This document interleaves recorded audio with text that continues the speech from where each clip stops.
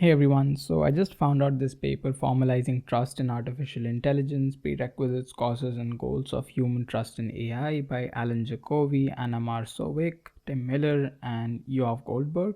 It doesn't provide any theoretical formulas or any theoretical contributions. However, it does provide something which is missing from a lot of text in human-aware AI works. Particularly, trust is something which every paper in human-aware AI talks about, in the sense that, hey, we are doing this work to engender trust, or we are doing that work so that the trust levels can vary and so on and so forth. However, none of those works, or at least none of the work that I know about, exactly talks about what trust is and what are the stakeholders when we talk about trust, and the actions of which stakeholders can increase the trust or decrease this trust and so on and so forth.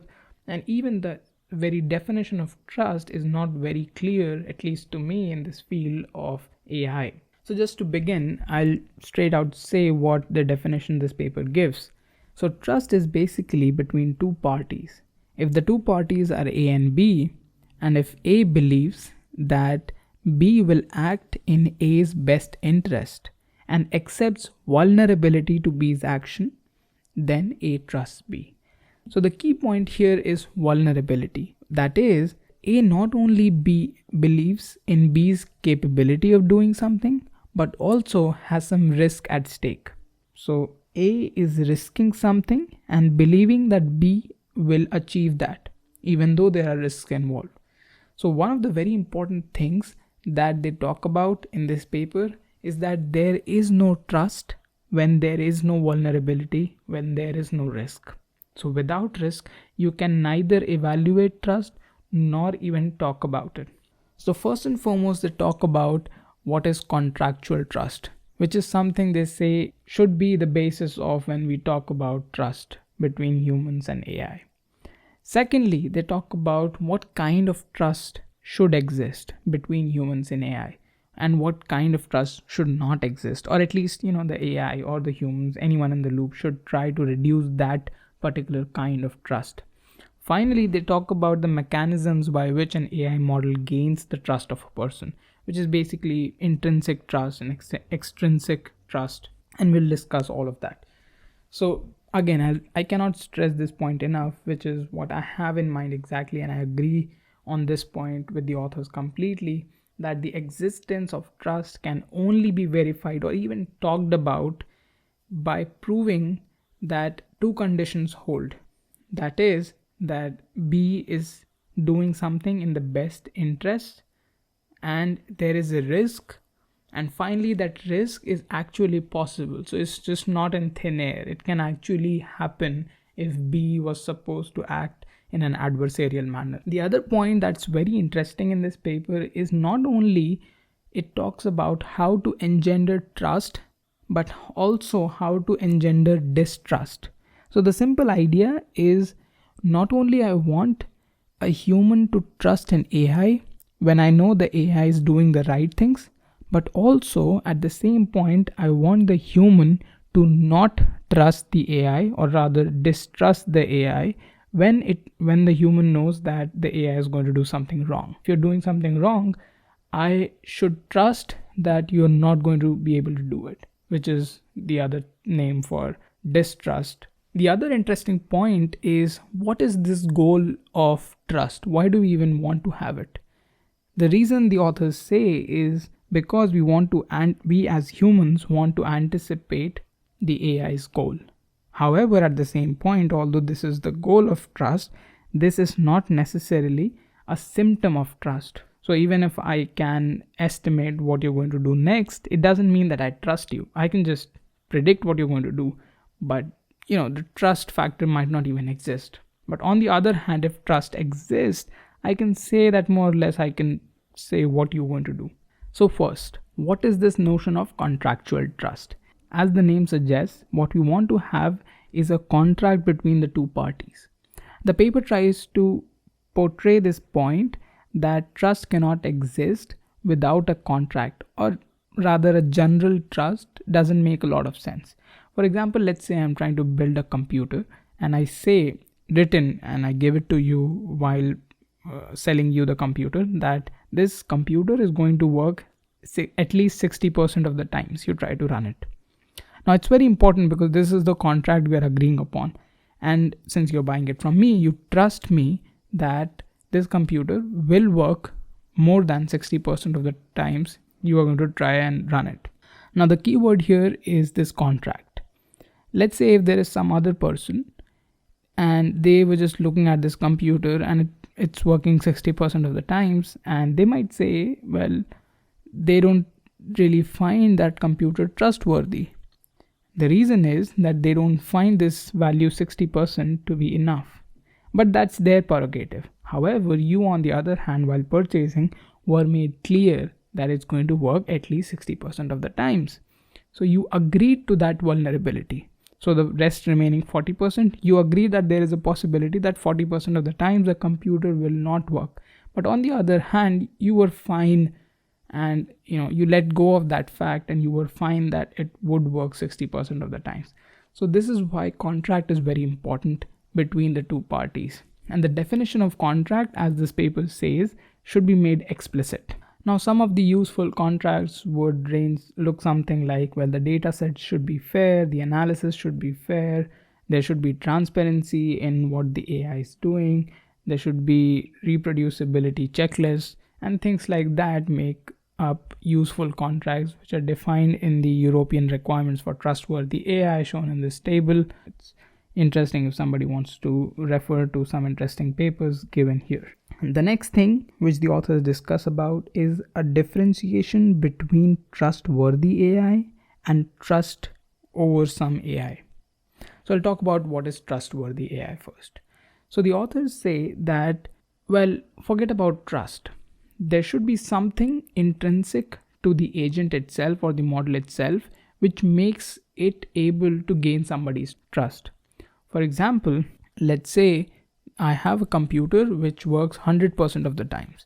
No matter, even if the electricity goes out, it will still work. It has all the backup and everything. In a sense, you can say that it's trustworthy, because when in the contract, you would say that it's going to work 100% of the times, regardless of what you find out through testing and through a lot of stuff, we have seen that the agent is capable to uphold its contract, which is what this definition says here, that an AI model is trustworthy to some contract if it is capable of maintaining this contract. The idea of trustworthiness exists between the AI model and the contract, whereas the idea of trust exists between the agent and the human.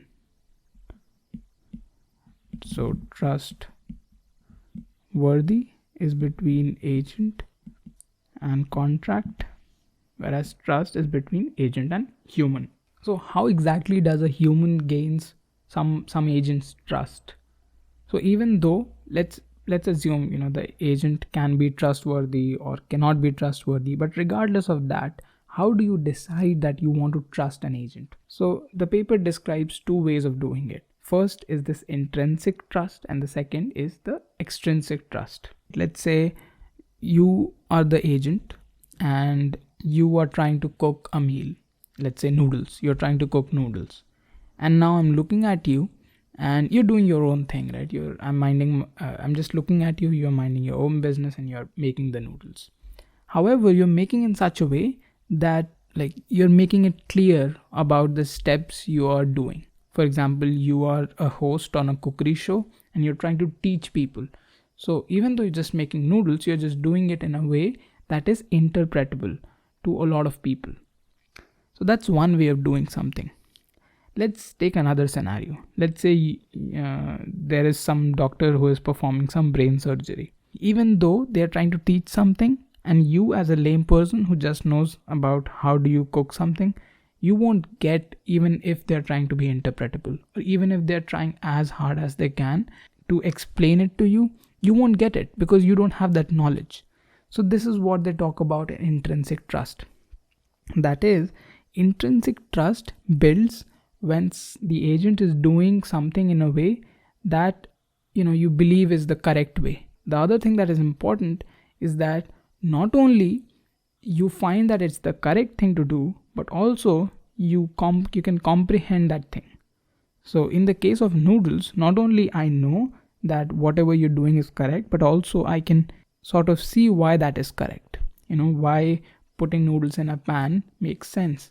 However, on the other hand, in the case of neurosurgeon, well, I have no idea why you're holding a petri dish, right? Even though you might be trying to hold it just because you want to show something to me, but I have no idea. I am a layperson, so it doesn't make sense to me, and you will never gain intrinsic trust because you're trying to be interpretable in a domain where I have no priors.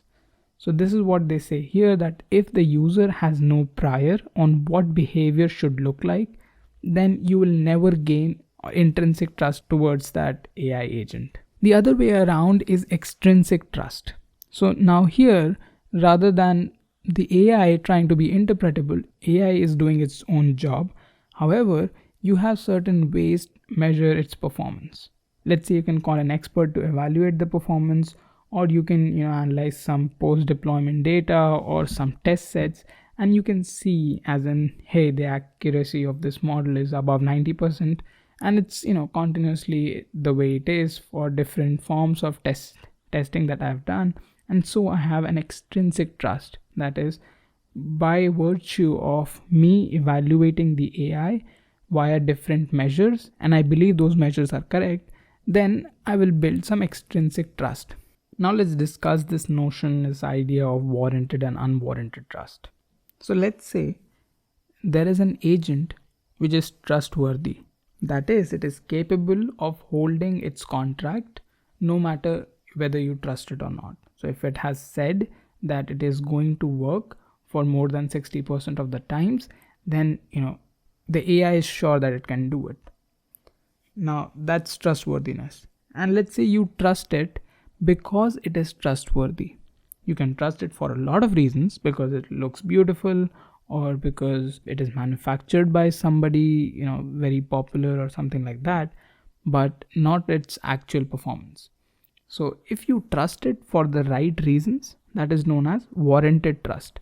Whereas if you trust it for the wrong reasons or for the irrelevant reasons, then that is known as unwarranted trust. This is a very cool example here.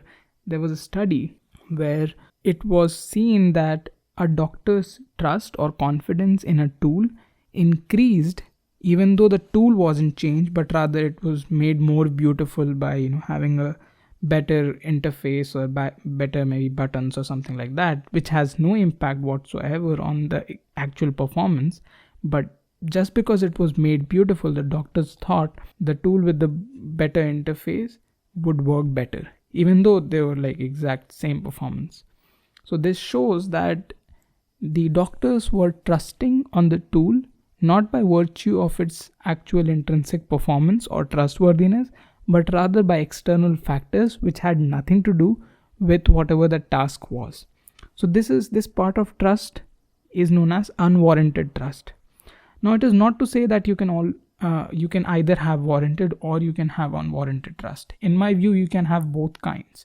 So let's say in the doctor's case, the doctors looked at the tool and it was working just fine, and they built some intrinsic trust and some extrinsic trust, and both of these kinds were warranted. However, when they were shown the other kind of tool and it was better looking, and it had better buttons and better images and all those sorts of things, then they built an extrinsic trust which is unwarranted. So that has no impact on the performance, and yet they had it. So both of these kinds of trust combined, and then they just merged and became the full trust the doctors would have on the tool. Now the idea here, the authors say, should be that we as people of research in explainable AI should try to increase the trustworthiness of AI first of all. So the AI should have the capability of revealing the relevant signals in its reasoning process. Okay, so that increases its trustworthiness. Second, we should do some magic so that the user is only trusting because of the right reasons. That is, because the AI is trustworthy, I'm trusting it. Third and very important thing is, if the AI agent is not trustworthy on certain parts of things, or maybe not trustworthy at all, then there should be distrust, which is sort of negative of trust, not the absence of trust, but rather distrust. Finally, it's very important that the user develops only warranted trust. So even if in the whole of trust the user has, whatever unwarranted trust there is within that whole should be reduced. There should be mechanisms in place which can reduce the unwarranted trust and increase the warranted trust. Finally, the authors talk about vulnerability in trust and trustworthiness, which the only interesting point here in this section is that any experiment that asks user to do something and then talk about trust doesn't make sense if the user doesn't have anything at risk.